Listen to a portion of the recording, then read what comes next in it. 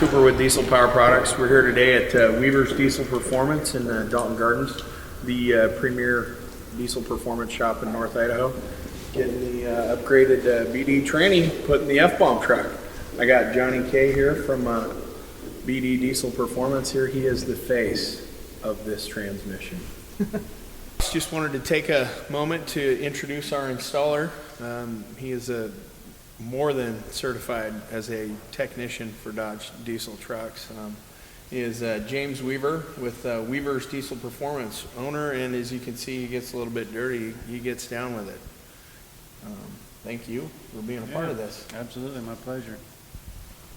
All right, whenever we are going to replace a transmission on a later model, Dodge Cummins with the 68 RFE trans, we want to start off with the scan tool, either a star scan or in this case a Y-Tech, and record some data from the transmission that was in the vehicle. And then once we install the new one, we're going to do a quick learn, and then we'll record the CVIs again, clutch fluid volume index. And then we'll do some driving to train the transmission. We're going to record that once again. This is going to prove to BD or whoever you buy your transmission from that the installation was done correctly, the learning procedure was done correctly. Now, Sorry. out of the whole process of what we did, aside from the nuts and bolts of throwing a new tranny in, how critical is this portion to the final tranny installation and that stamp of approval for that BD warranty? I think it's the most critical part, other than filling it up with fluid. It's life and death of this transmission. So kind of in layman terms on this, because the ability to shift and everything is so drastically changed on the internals of this transmission, rather than throwing it up there to chance with however the shift points were before, you want to kind of rein it in, say, hey, look, we're going to go through this whole new process, wipe the slate clean essentially, and start from scratch. Yes. Now, in certain cases, you may be close with the new transmission if you didn't have a failed unit. It's possible, but we are changing the clearances with adding clutches and what have you. So we're really not even close to stock. And if you have a failed unit with, say, one set of clutches burnt right out, it could be a drastic change. So we need to get as close as we can. Yeah, well, just the time involved to fill that circuit to complete that clutch engagement can be so delayed from where it thinks it should be to where it actually is, or vice versa. It might think it needs to stroke a certain percentage and it only needs to go 25% of that. It's going to slam it in, kind of thing. So we just want as close as possible for the drive learn to make things transition as easy as possible. Now, if somebody doesn't go through this, what kind of possibilities for failures or whatnot might there be? Possibilities are anywhere from burning up the transmission, clutches on even the initial drive, like initial few miles actually, or actually braking components if the timing were off, where it's shifting or applying too quickly and not allowing to release on another clutch at the right time. So because of bind up in what you say, where two gears are trying to come in at the same time. Okay. And any certified shop, in order to be a certified shop, has to have the tooling and the ability to do this step. Yes. We want anybody that installs our transmissions to have the correct equipment to do this training properly. So what we're going to do, if we do want to kind of follow this kind of on an angle, but on this particular truck, everything's in the PCM. Click on that. And where we're looking for is data. I'm going to scroll down really quickly. And we're getting close. So I'm going to tap down here. Click, click. Here's our clutch fill volume index for each of the clutch packs.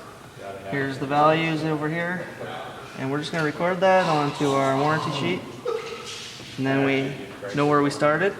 Right here, we're just going to watch the gauge at idle to show that idle pressure. Then we're going to go out, get locked up in overdrive, step on the throttle hard and see what the max pressure is. So once the new transmission, BD transmission, is installed, we can compare the two numbers. I can show you that it's going to be exactly the same for stock pressures, but when you go for the full throttle, we're going to see an increase up to about 250 psi. So our base pressure is going to be 70. Yep. Right there on this gauge. Mm-hmm. Which is good, which you also see in park. Ramps up when you press the brake. And then reverses here. Mostly I just wanted to show drive though. Comes down there, and when we install the new transmission it should be very similar, because we're not altering anything there. We're only altering it what it can achieve on the top end. 65. Should be it. Okay. It's really that simple. You won't see much more than that on the stock trains.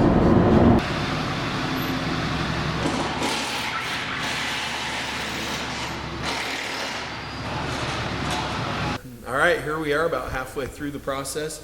As you can see, we got the stock transmission out on this bad boy. Now, in order for a shop to be a certified BD transmission installer, there's certain tools that he needs to have. One of those is a hot flush unit that you can see right here behind me. What's the purpose of a hot flush unit?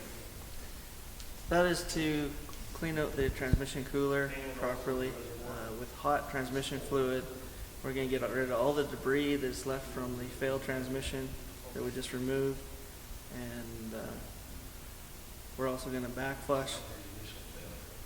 To get any scale and whatnot out of that. Yeah, that might have been built any clutch material, any kind of debris that got caught up in the cooler, we're going to go back and forth with the hot transmission fluid, and it also pulses air to shock anything loose. Okay. And it'll catch in a metal screen filter system there, and you can continually check on it, clean it, and when the fluid starts coming clean every time you check it, then we can call her good. And as far as this process goes, it is a requirement whether the customer failed their transmission or not. That is correct. We just want to ensure that the new transmission gets the best possible chance it can, in case anything got caught up in the cooler. Right. Any sort of harm that doing a hot flush could cause? Not at all, because that is using just regular automatic transmission fluid. There's no chemicals involved or anything at all. So you're just using warm transmission fluid and air to clean it up. And what does BD stand for? I've been told it stands for Big Daddy.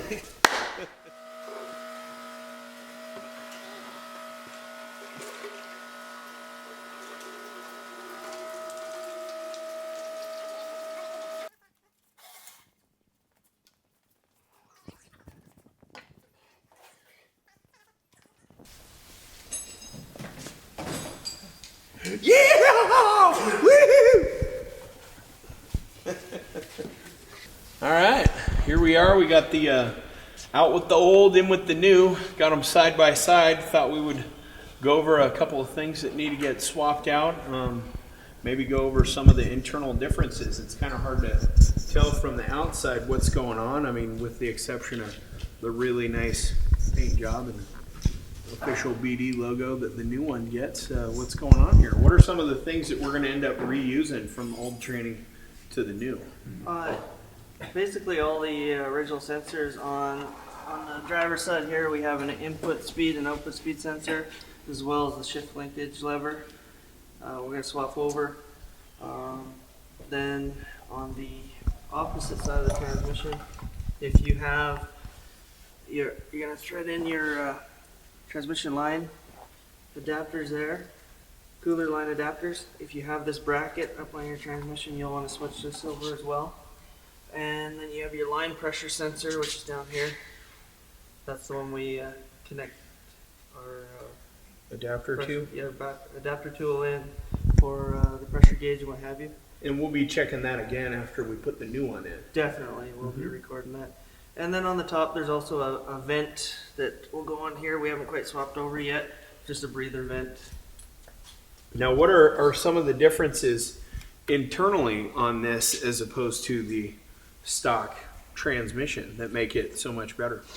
Basically, we upgrade a few of the clutch packs, add extra clutches to overdrive and 4C, 2C.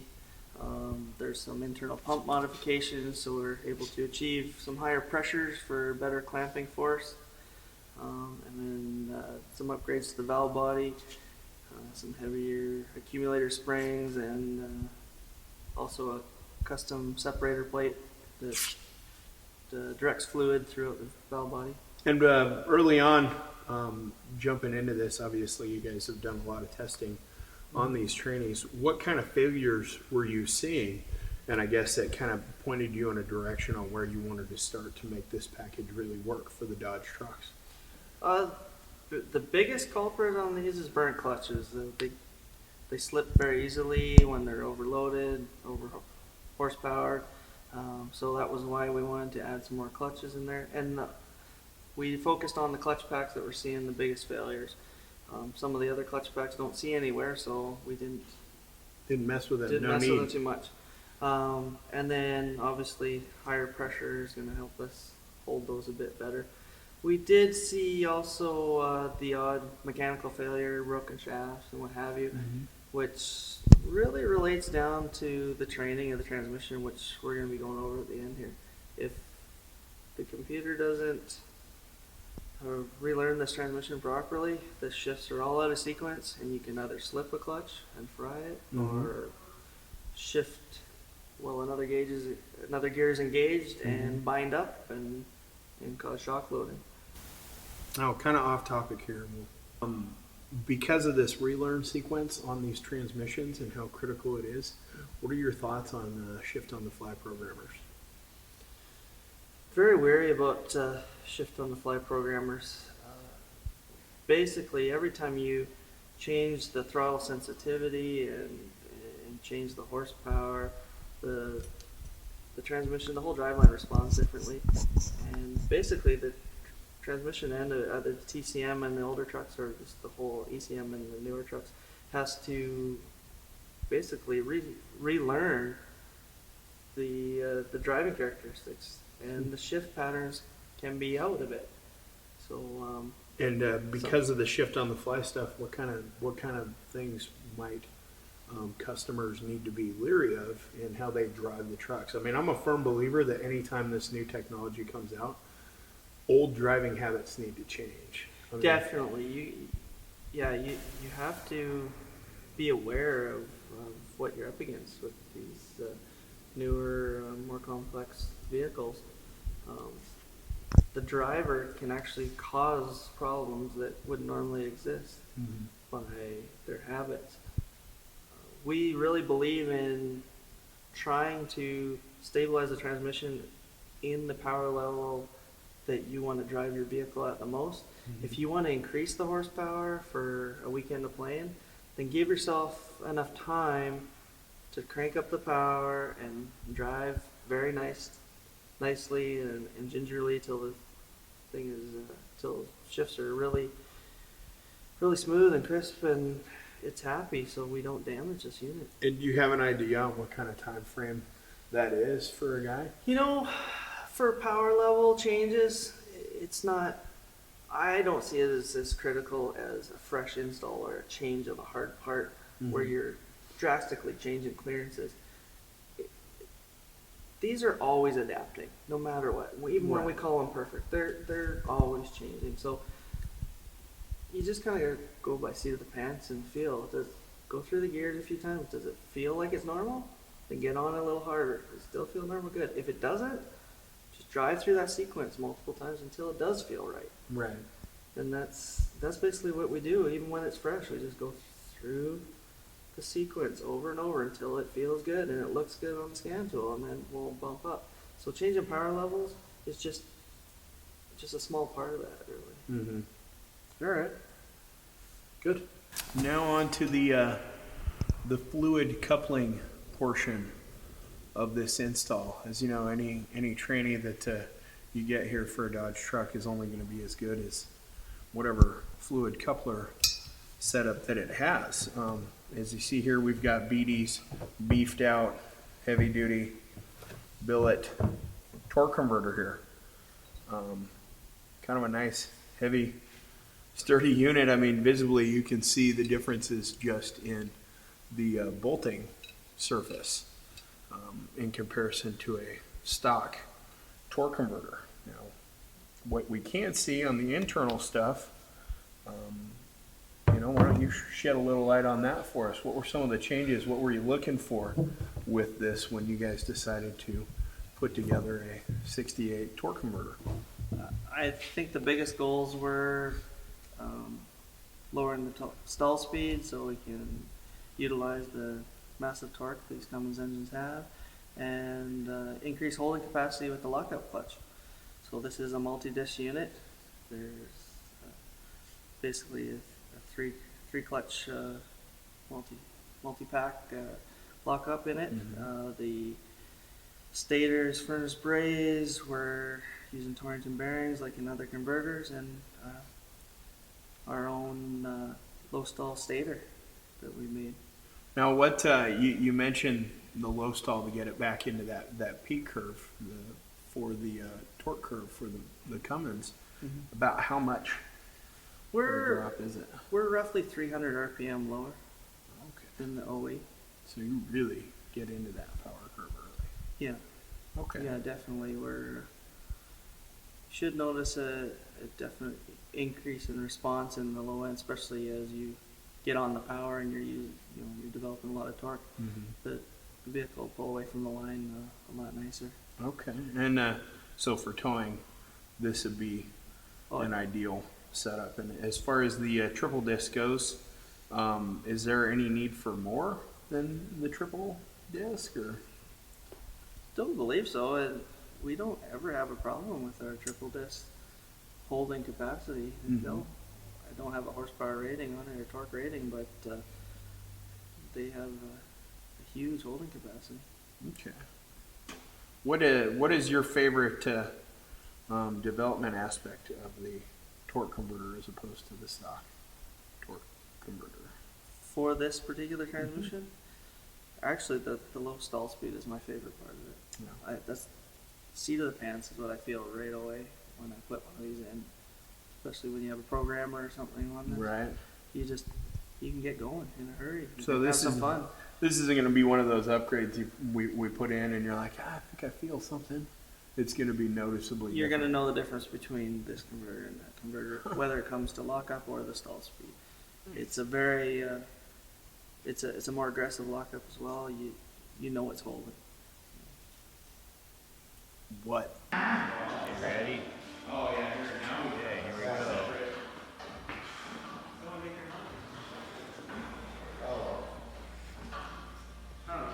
What do you think, Johnny K? You think we need it? Not today. So simple, a 4-year-old can do it. All right, we're getting towards the tail end of this install. Tranny is in. We've see kind of a quick recap. We did a initial drive, got the initial drive pressures for the tranny, came in, drained the fluid, pulled that tranny, did a hot flush on the cooler in order to get any failed components from the previous tranny out, or any scale that may have built up in that cooler, as well as hit it with some pulses of air to help break that apart. We've got the new tranny installed with the triple disc torque converter from BD, filled with fluid ahead of time. And now to tidy things up and kind of make sure everything is reading and knows what the heck it's doing here, we've got the new 68 pressure controller here we're going to hook up. And Johnny, you want to kind of explain some new things? I know there's some new stuff involved with this. You've changed this from the initial inline plug-in to something that has a little T-tap thing here and a little green gizmo that ties into something. What might be the purpose of that? The purpose of that is, well, obviously the pressure controller. This is what it allows us to utilize the modifications in the transmission to increase line pressure. We mechanically did our changes in the transmission. Now we got to electronically control things to allow the pressure to ramp up that high. And what we've done here is created a module that plugs in line to the pressure sensor, and then we run this wire into the cab right to your APPS sensor, to your throttle pedal. And what this allows us to do is maintain stock pressures at light driving conditions, light throttle operation, and then progressively ramp up our pressure the harder you press on the throttle. So essentially our customers that get this install with this box are going to have a vehicle that has a high performance trans, but it's not punching in the shifts like people are typically used to. This is going to end up smoothing out those shift points when they're down low and really not start hitting it hard unless it sees that demand for it. That's correct. We're trying to keep the driver feel as close to stock as possible for city, you know, just putting around, grocery shop, whatever you want to do. But when you want to get out and get on it and pull your trailer or pass somebody or go for a race. Pass that Ford. Yep. Just trying to make it up the grade. Definitely pass that Ford. Now we can ramp up the pressures and make this transmission survive with all the extra power we created. Now the way I understand it, this is a stock component. It comes with that transmission whenever you purchase that Tranny, but this is also a standalone unit that you can get in conjunction just to work with your stock transmission too, correct? Yes, that's correct. So we're shipping these with all BD transmissions, and what we have here is, I guess we call it a little pigtail. The orange connector, this will run this module in the high pressure tune, we'll call it.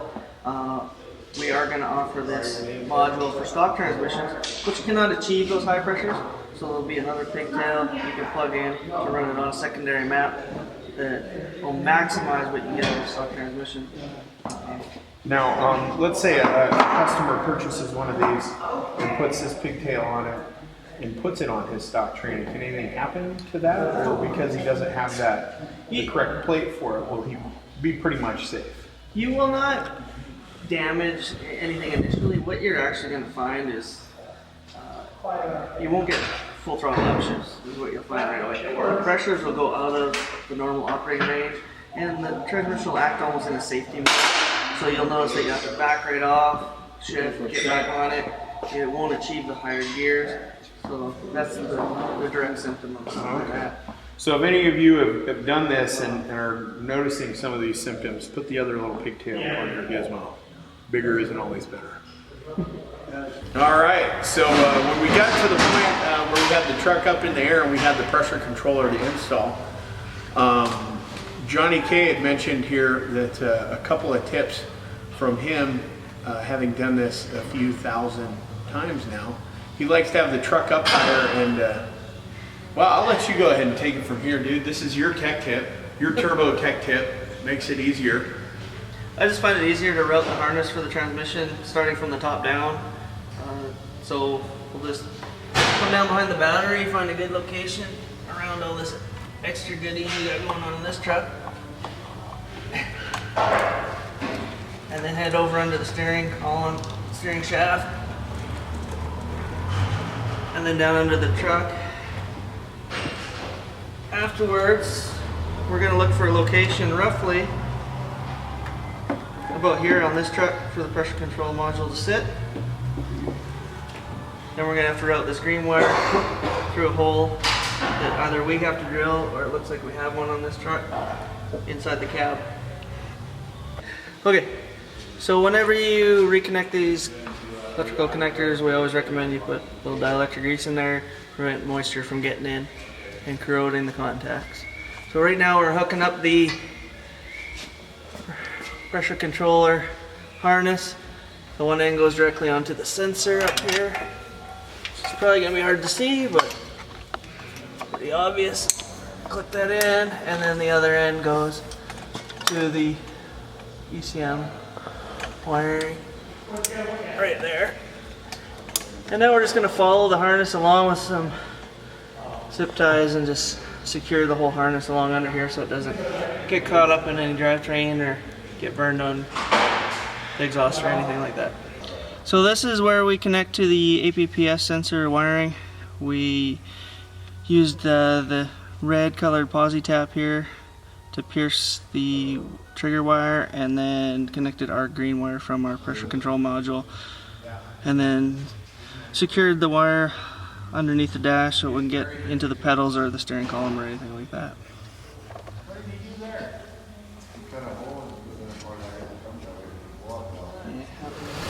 We're just filling the transmission fluid up.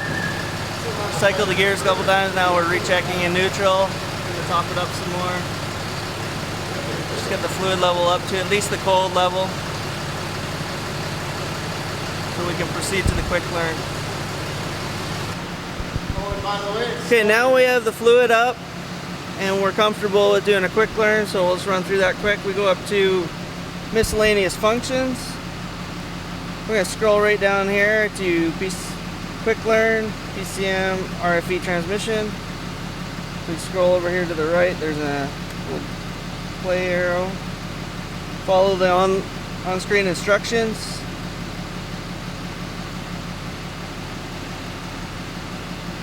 So I press that again. Just follow the instructions like I said.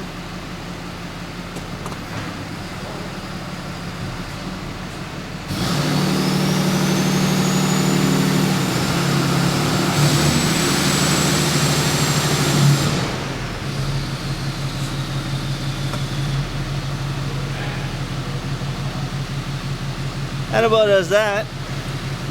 Now we'll go back over to the data. That's not sketchy. Not even a little bit. The older trucks don't do that. Only the late model common rails or 6.7s. And that relearn can be done with the snap-on scanner and stuff too, not just that, right? No. No? Can't do it with any other scanner? You No. have to WeTech? Yeah, WeTech for the late models, and StarScan will also do the. We'll only do the early models. WeTech does all of them. Sorry. Okay, so I'm just gonna record the new CVIs here, which I don't know if you can see, but look quite a bit different.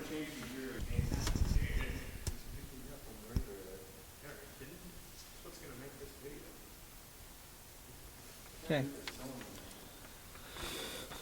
So that's our before and after.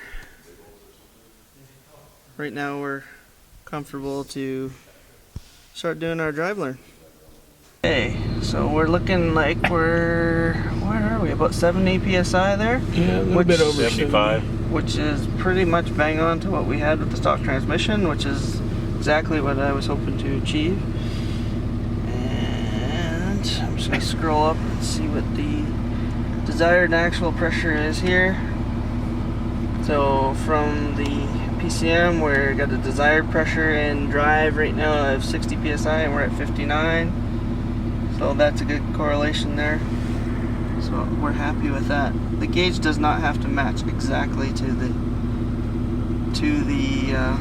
scan tool here, but the desired and the actual line pressure do need to correspond. Otherwise the computer is not happy. Yes. If pressures are quite far out of range, you will have a limp mode a lot of times. So what do you end up watching in the YTech? When we're driving, Mm-hmm. we're going to go back and look at the clutch volume index. And what we're going to look for is, let's see here, some of these numbers will be jumping around during shifts while they try to find a spot where they're happy basically. So that the jump, say from 48, just for example, may jump down to 38 or go up to 58 or just for a random number during a shift and come back to 48. We want that to eventually adjust so that gap's not 10, it's down to like, ideally next to nothing, but as close to that as possible, maybe 4 points or whatever's kind of a stable number where it stops adjusting. So now we're going to go and drive this thing for a little bit and monitor those numbers until they get to something more stable, and then we go back and look at that to see what was the index? CV? That's it here, clutch fill volume index. CFVI. So I'll let you guys watch that so I don't run into anybody. Yeah, don't run into anybody. The Is this okay right here? It's not the kind of beat down we're looking for BD. You know what I'm saying? So now you're just gonna kind of drive it nice and easy. Yes, nice and easy. We're gonna go find us a nice quiet flat road to initialize this drive learn. Now the shifts felt actually pretty nice out of the box on this, but we're still gonna be very diligent in doing our training here. Are we gonna put some 11s anywhere? Some 11s. Not just yet. She's definitely gonna shift more aggressive, especially in the beginning with everything being fresh. Good bite on the clutches. Yeah, we're right in range. Perfect. Okay, so we're gonna go to reverser park as per instructions for 3 seconds. That's probably good enough. We're gonna go back in drive, and now we can start. Sorry, I get my. You guys got the laptop, so and away we go.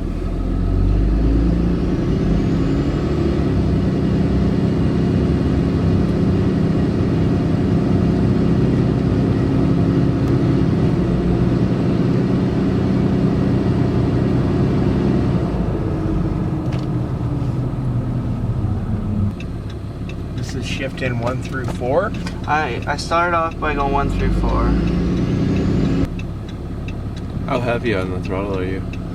Well, technically it's 15%, but roughly, I'm only pushing it down maybe an 1/8 of an inch. I'm striving for somewhere around 1500 RPM shifts. Are you able to catch any changes there? Well, like for instance, this 42 goes to 39 and back to 42. Does it also on the downshift?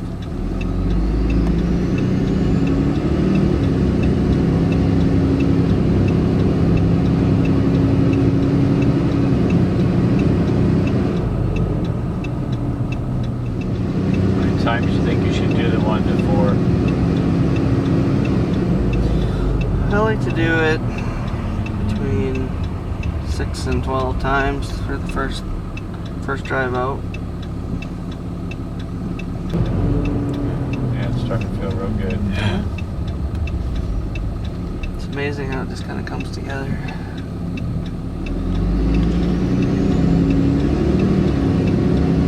So do you do the same to 8 to 12 when you go to the 25% throttle and the Yeah. 65% or whatever, then Yeah, and that's just kind of some groupings that to try to average it out.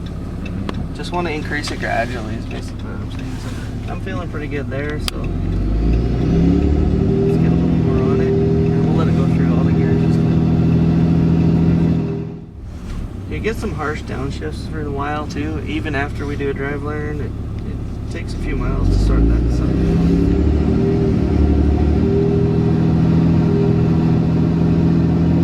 So maybe no cruise and just kind of varying speeds a bit when You know what? Varying your throttle position, your speeds is a great idea. Getting some downshifts going on. yeah.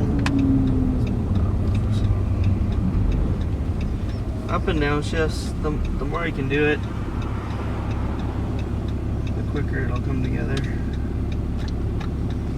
Even kickdowns, like once we get it driving nice, the kickdowns will feel kind of gross, but the more you do it, the better they'll be.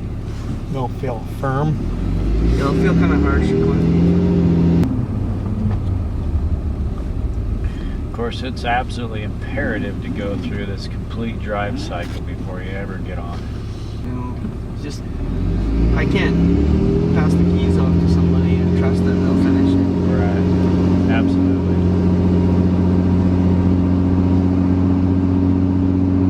Plus that's what the customer's paying for anyway.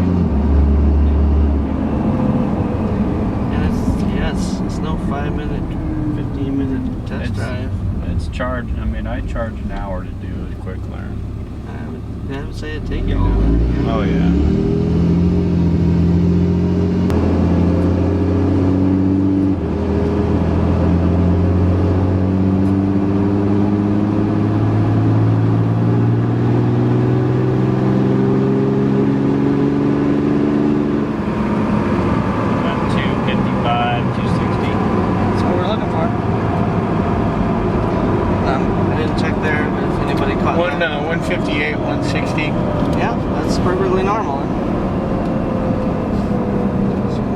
That's the module doing its job.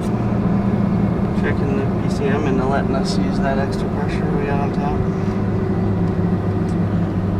top. So I think we confirmed one thing there too, Joni K. Now that the tranny is a non-issue, it's time for some fueling, huh? Yes, I agree. I think we're gonna pop the scan tool off, boost this up for the drive home. Okay. All right, here we are, end of the day. Tranny install good. Went through the relearn process. It is a lot more extensive than most people would probably be aware of. The nice thing for us being in the Northwest here, we've got a resource like Weaver's Diesel Performance, which is the only certified BD transmission installer in the area. Part of the reason why Johnny K came down from BD was to kind of go through the process, check out the facility, make sure all the tools were in line. We just want to give James Weaver and Johnny Kitson a big thank you from Diesel Power Products. The F-bomb truck certainly thanks you. Shifts 100 times better. Anything you want to add? No, everything went really well, and definite huge difference in before and after between the stock tranny and the BD tranny. Very impressed with the shift quality and the operation of the converter, and pretty excited to install them. Absolutely. Well, thanks for All right. doing this. Yeah, cool. Huh? Yeah, huh?